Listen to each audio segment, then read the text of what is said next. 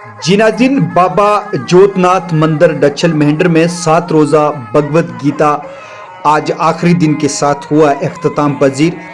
इस प्रोग्राम में बाबा निर्मल नाथ जो कि हिमाचल प्रदेश से वाबस्ता है, उन्होंने भी शिरकत की थी और 7 रोज़ तक इस भगवत गीता प्रोग्राम में वो शरीक रहे थे।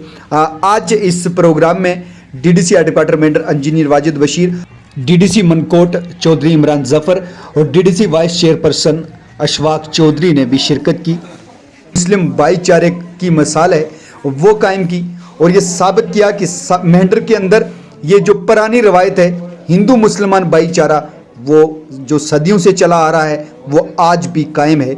बता दें कि हर साल ये प्रोग्राम है जो बाबा जोतनाथ मंदिर डच्छल मेहंडर के अंदर होता है और इस साल भी ये 7 रोज से चला भगवत गीता का जो आज आखिरी दिन था और आखिरी दिन के मौके पे है जो डीडीसी हेडक्वार्टर व दूसरे कई सियासी व समाजी लोग इस प्रोग्राम में शरीक हुए।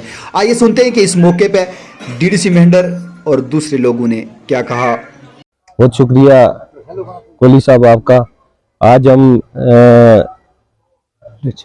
डच्छल में बाबा जोतनाथ मंदिर में आए थे और यहाँ 7 दिन कथा चली।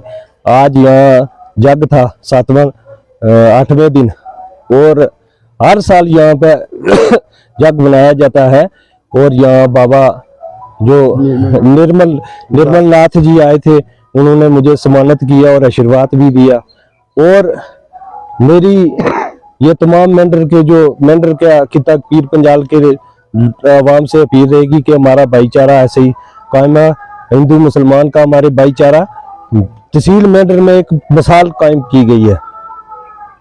मीडिया हजरात का बहुत बहुत शुक्रिया, आपका धन्यवाद। यहाँ मेंढर डच्छल में हर साल की तरह ये यज्ञ का प्रोग्राम होता है।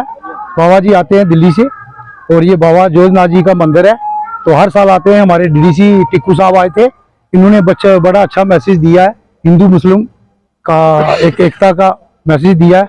इसके लिए मैं इनका बहुत शुक्रगुजार हूँ और सब तमाम लोगों का भी शुक्रगुजार हूँ और मीडिया का भी शुक्रगुजार हूँ। प्रोग्राम वाले से ये कहना चाहते हैं कि ये प्रोग्राम यहाँ पे भगवत का जो फंक्शन हमने किया वो 7 दिन तक चला। आज जो भोग का जो आयोजन किया जा रहा है इसमें सभी एडमिनिस्ट्रेशन के एसडीएम साहब आए और तहसीलदार साहब सभी आए। यहाँ पे हम एडमिनिस्ट्रेशन का शुक्रिया अदा करना चाहते हैं जिन्होंने हमें इतनी सुविधा दी।